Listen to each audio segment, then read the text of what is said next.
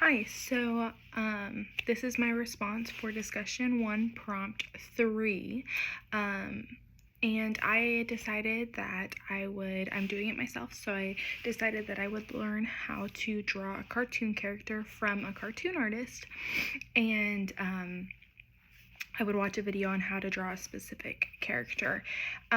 So before I watched the video, I just looked at the kind of image, the cover image for the YouTube video, and attempted to draw the character that the video was over without having any prior knowledge of this character or I'm not a cartoon artist, so I don't know. I just kind of looked at the image and then freehanded it, and it was kind of like it was drawing a cartoon character, so it wasn't super difficult. It wasn't a super difficult or detailed character, but as far as details go, I had a lot of trouble connecting like the head to the neck of the character, and I'll show you the one that I attempted first.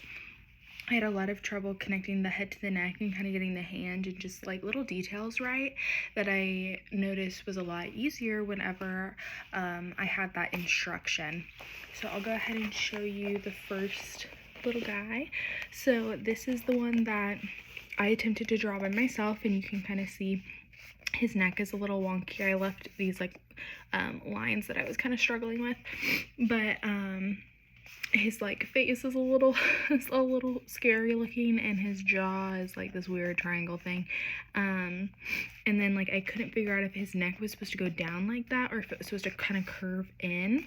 It was kind of difficult to get those details right without having it explained to me, and the video itself was 5 minutes long, so I was trying to do it in 5 minutes or less to be like an accurate representation of what it would have been like drawing along with the video.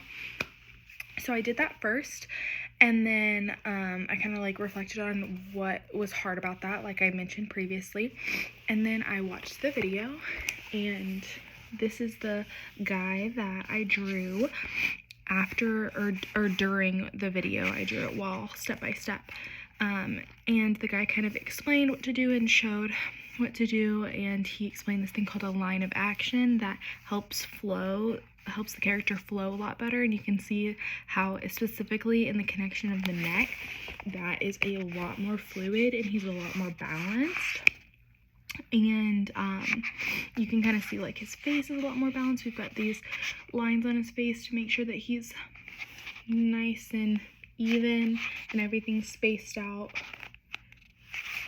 so you can see that. Oops, sorry, something just fell out of here. So it was a lot easier to draw the character with the step-by-step video because the cartoon artist was implementing scaffolding really well, which is a really good application of Vygotsky's zones of proximal development, and seeing where a student is at and if they're in that zone of proximal development, which is the zone of proximal development is when a student is, or anyone, a student of life, is at that place where they're building on prior existing knowledge and they're eager to learn something new. So they're at that perfect stage of ready to learn and still feel confident in some connection to prior knowledge that they already had.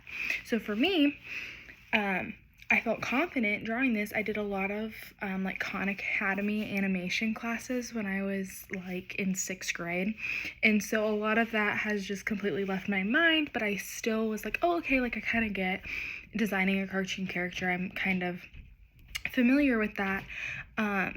So that was kind of that foundation, and then throughout the video he went kind of step by step and was explaining what he was doing, and this line of action, he's giving me tools like you would do if you're scaffolding a lesson. He's giving me tools to be able to achieve the same thing that he's achieving. So like I said, I was in that zone of proximal development because I was building on prior knowledge and also ready and eager to learn. So his this video is also really interesting because, like anything, Vygotsky's theory really emphasizes social interaction and why that's important. And like any video that is like filmed of a person, you're gonna be interacting with that video. And this creator's knowledge and my knowledge are interacting with each other, and I'm learning from him. So that's a social interaction, I feel like it's a social exchange that's happening. Maybe less so in a video and more so if I was learning this face to face with an actual person. Yeah, so like I said, I'm trying to keep this quick. I already recorded this and it was way too long. So, let's see. I've got some notes to keep me hopefully on track. But yeah, so let's see. Yeah, so before I started before I started this guy, I was in a zone of actual development where I was the skills that had already actually been developed. I was able to draw a basic body. I was able to draw basic little eyes. Then I realized there's portions that I couldn't do on my own. The neck, just details I couldn't do on my own. That's pushing me into that zone of proximal development. And then the video scaffolds the different drawing techniques so that I could reach a new zone of actual development. Now I know how to use this action line. I know how to make the features on this character more connected and specific. So the video is like I said, a social interaction between me and this cartoon artist. And then, like I also was kind of talking about earlier, my culture growing up or my experience, I think it's interesting that there's kind of this idea of like culture. I kind of think my experience in the culture that I grew up in is like a more nuanced way to put that, of like my experience watching those Khan Academy videos. I used to watch like Disney and Pixar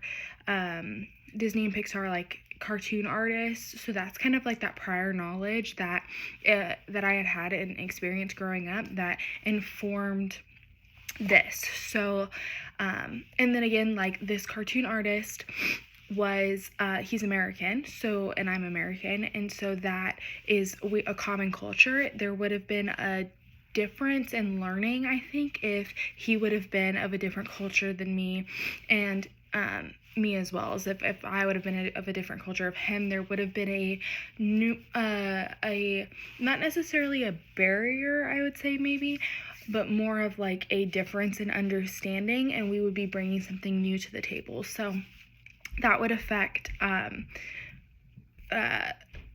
how I'm learning and how I'm interpreting what he's saying, and vice versa, if this was like a in-person interaction. So hopefully I hit on all the key things. My last video was like 11 minutes long and this one's 8, so I'm gonna stop now before I run too long.